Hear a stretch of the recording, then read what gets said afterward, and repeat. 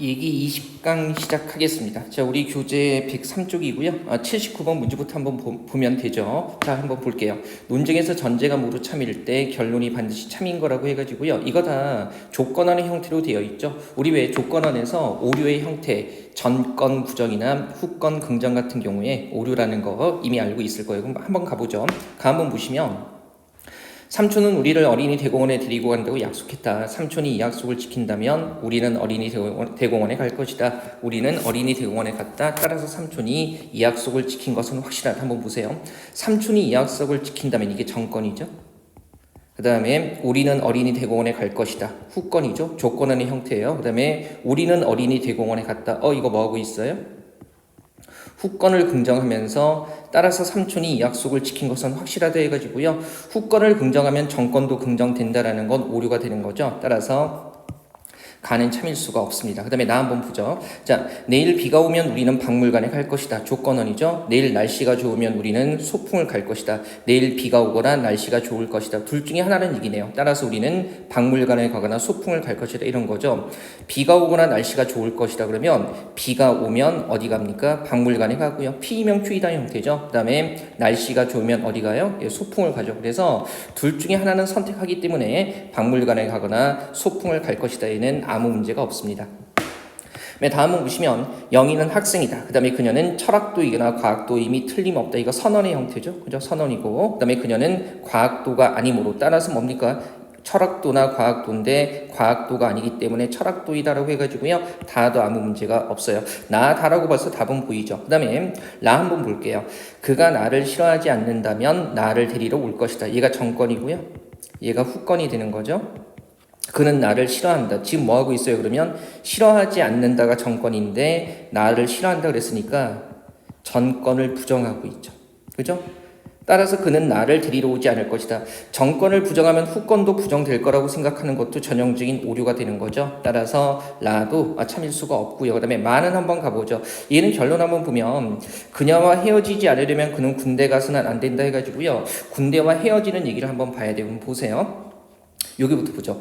군대 갈 수 없다면 결혼을 미루어야 하고 결혼을 미룬다면 그녀와 헤어지게 될 것이라고 해보죠.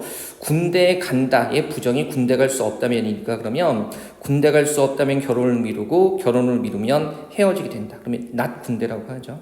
그죠? 군대 갈 수 없다면 어떻게 됩니까? 결국에 헤어지게 되는 거죠. 그러면 지금 따라서 이유를 한번 보면 그녀와 헤어지지 않으려면 해가지고요. 그죠? 헤어지지 않으려면 후건을 부정하면 정건도 어떻게 됩니까? 부정이 돼야 되는 거죠. 항상 참이니까. 그러면 군대 가지 않는다는데 어떻게 해요? 군대에 가야 한다로 결론이 나야 할 겁니다. 우리 왜 조건원이 참일 때 대우도 항상 참이 되는 거죠. 그래서 여기서는 군대 갈 수 없다면 헤어지게 될 것이다. 이 결혼 미룬다로 연결되잖아요. 그죠? 군대 갈 수 없다면 헤어지게 되고 후건, 헤어지는 것을 부정하면 정건을 부정한 것이 항상 참이 되는 거예요. 그죠? 그래서 대우를 이루게 되는 거죠. 이렇게. 따라서 정권을 부정하게 되면은 군대에 가야 한다는 결론이 나오게 되는 거예요. 따라서 마도요. 그죠? 반드시 참인 결론이라고 생각할 수는 없는 거죠.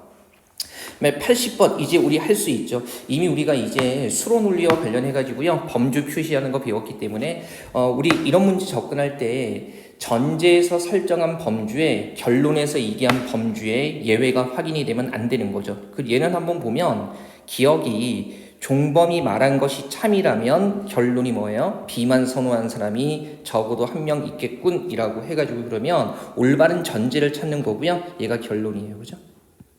그래서 결론을 참으로 만드는 전제 범주가 무엇인가 생각하면 되죠. 자, 해보죠. 그러면 서희 가지고 어차피 서희의 말 보면 A, B, C니까 얘가 A, B, C. 이제 조금 더 익숙하게 할 수 있죠. 봤더니 자 A와 B 둘 다 선호한 사람은 없었어. 그러면 이 범주는 B급은 없다는 뜻이죠. 둘 다 선호한 사람은 없었고 그 다음에 C를 선호한 사람은 A를 선호하거나 B를 선호한다라는 거. 그러면 C를 선호하는 사람들은 모두 어디 들어가는 거예요? A를 선호하거나 B를 선호하는 범주에 들어가는 거죠. 여기 아니면 여기에 들어가기 때문에 C만 선호하는 사람은 없는 거예요. 그죠? 그 다음에 서희의 말 다시 보면 A는 선호하지 않지만 B는 선호하는 사람이 있다라는 거. A는 선호하지 않지만 B는 선호하는 사람이 있다라는 거. 여기겠네요. 그죠? A는 선호하지 않지만 B는 선호하는 사람이 있다라는 거. B에서 A 범주 빼야 되는 거잖아요. 그죠? 그 다음에 보죠. 기억이 1번이 얘가 전제가 되는 거죠. 그러면 A를 선호하는 사람은 모두 C를 선호한다 그랬으니까 그러면 A만 선호하는 사람은 없는 거네요. 그죠? A를 선호하는 사람은 모두 C를 선호한다라고 했을 때, 자, 결론, 얘가 결론이죠. B만 선호한 사람이 적어도 한 명이 있겠군. 자, 결론에서 얘기하는 건 B만이라고 얘기하고 있거든요. 하지만 전제에 있으면 이해가 있죠. 여기 X2에 있는 사람은 B만 선호한 사람이 아니기 때문에, 그죠? 여기 있는 사람은 B도 선호하고 C도 선호하는 사람이 되는 거죠. 따라서 지금 1번은요, 여기 결론을 참으로 만드는 전제로 적절하지 않습니다. 그죠? 자, 전제에서 얘기한 범주에, 결론에서 얘기한 범주에 예외가 있으면 안 된다고 했죠. 그래서 1번은 안 되는 거고요. 자, 똑같이 해보죠. 반복됩니다. 그죠? 자, 지금 선택지가 전제라는 거 놓치시면 안 되고요. 일단 첫 번째 서희의 말, A와 B 둘 다 선호한 사람은 없다라는 거. 그죠? 그 다음에 두 번째 영민의 말, C를 선호한 사람은 A를 선호하거나 B를 선호한다고 했죠. 그래서 이렇게. 이 부분 지워지고요.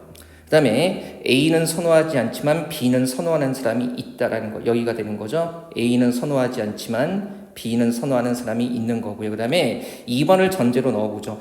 A를 선호하는 사람은 누구도 C를 선호하지 않는다 그러면 A 선호하는 사람들은 여기 남아있는 사람들 중에 누구도 C를 선호하지 않는다. 이렇게 지워지네요.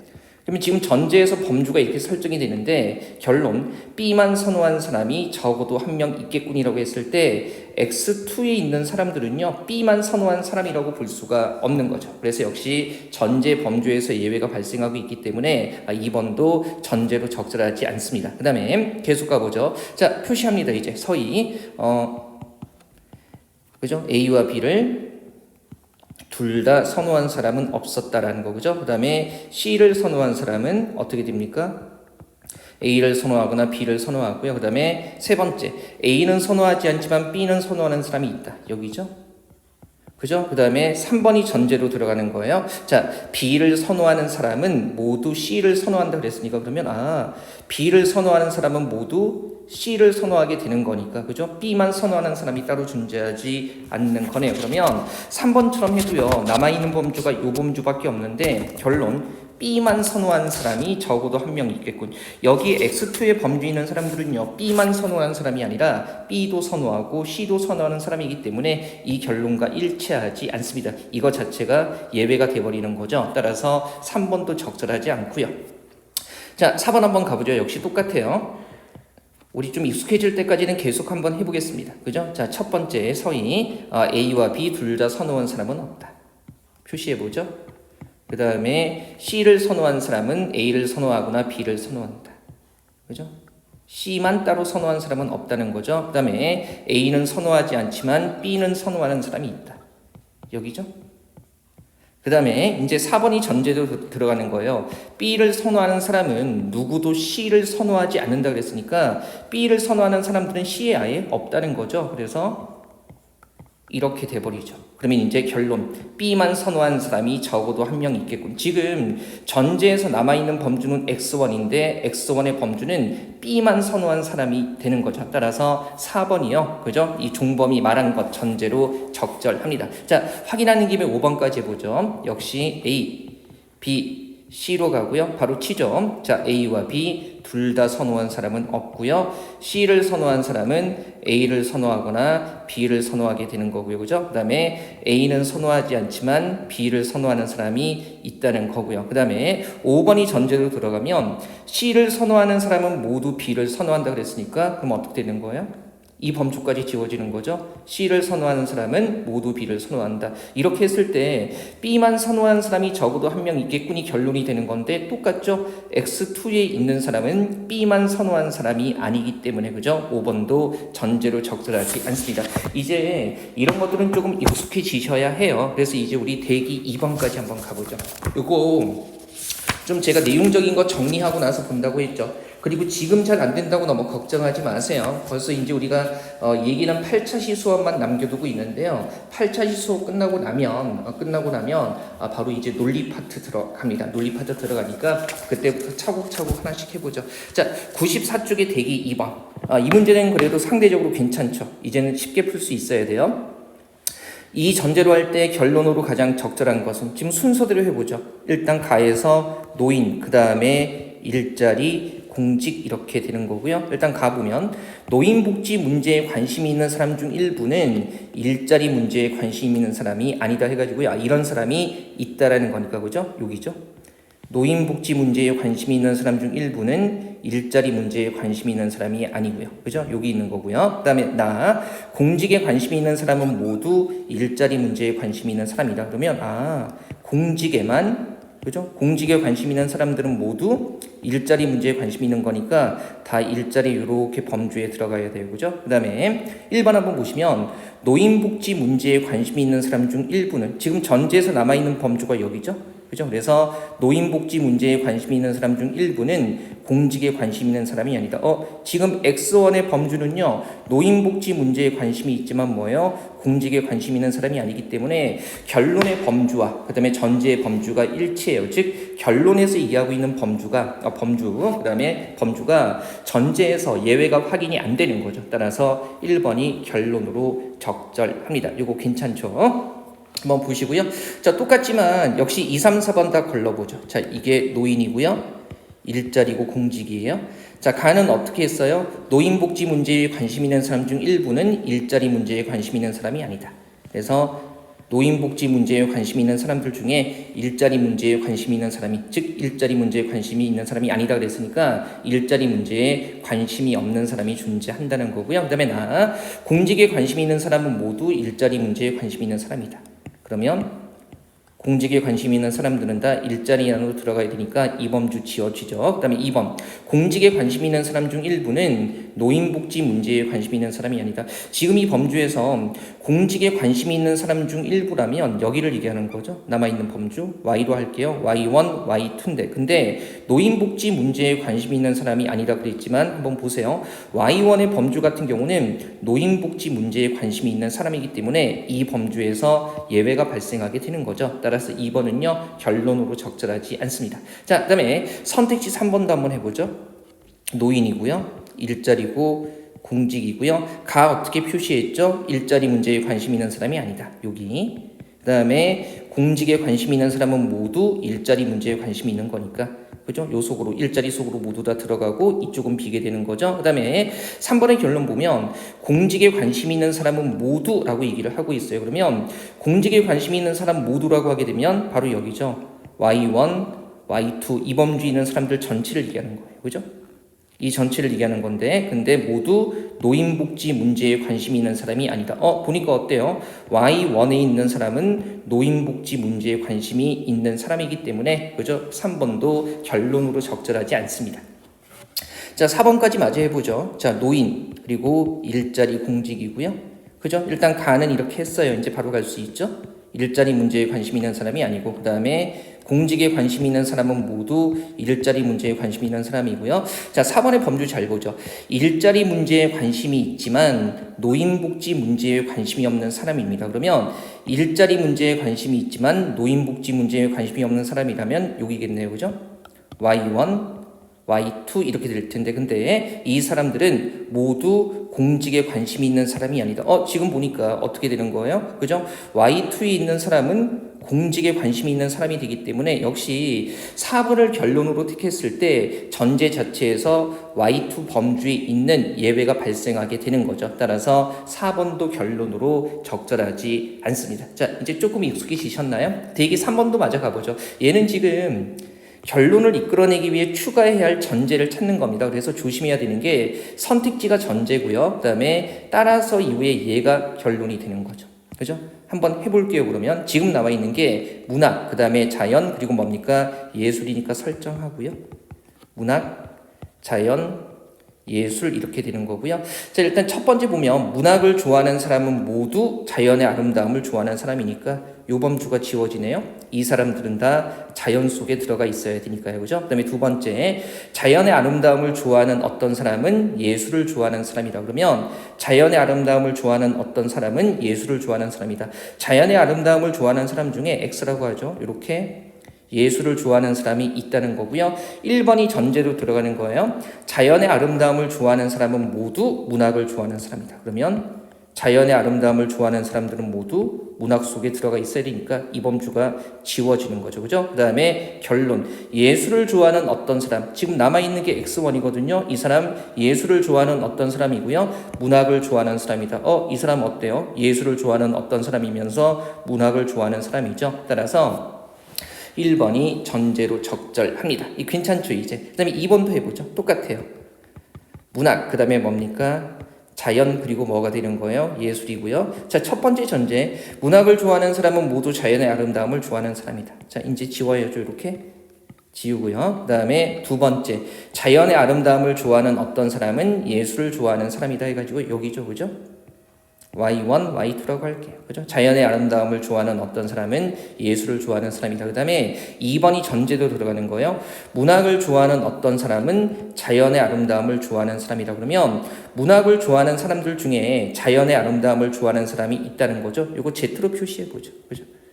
Z1, Z2 이렇게 해볼까요? 그죠? 문학을 좋아하는 어떤 사람 중에 자연의 아름다움을 좋아하는 사람이고요. 그러면 지금 범주가 이렇게 설정이 돼 있는데 결론. 예술을 좋아하는 어떤 사람은 문학을 좋아하는 사람이다. 자, 예술을 좋아하는 어떤 사람은 어디 있어요? 여기도 있고요.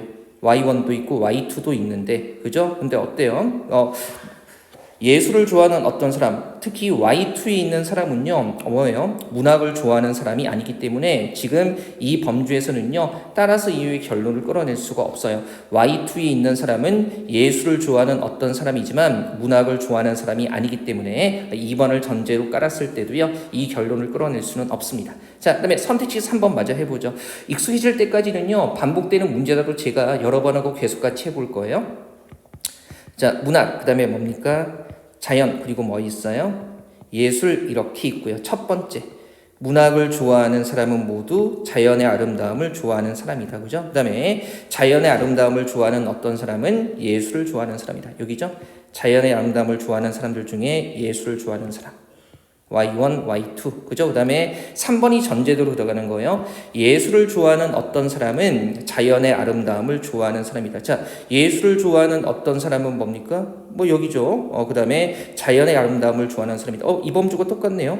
예술을 좋아하는 어떤 사람은 자연의 아름다움을 좋아하는 사람이다. 이 범주인데 결론 끌어내보죠. 예술을 좋아하는 어떤 사람은 문학을 좋아하는 사람이다. 똑같죠. Y2에 있는 사람은 예술을 좋아하는 어떤 사람이지만 문학을 좋아하는 사람이 아니기 때문에 선택지 3번을 전제로 깔았을 때도요, 결론에 예외 범주가 생기는 겁니다. 그죠? 따라서 3번도 전제로 적절하지 않은 거죠. 그죠? 이거 확인하시고요. 자, 마지막 4번입니다. 그죠? 문학, 그 다음에 자연, 그리고 예술 이렇게 있고요. 바로 해보죠. 문학을 좋아하는 사람은 모두 자연의 아름다움을 좋아하는 사람이다. 그죠? 그 다음에 자연의 아름다움을 좋아하는 어떤 사람은 예술을 좋아하는 사람이다. 그죠? 자연의 아름다움을 좋아하는 사람 중에 예술을 좋아하는 사람이 있고요. 자, 4번이 전제로 깔리는 거예요. 예술을 좋아하지만 문학을 좋아하지 않는 사람은 모두 이렇게 하게 되면 이 범주네요. 그죠?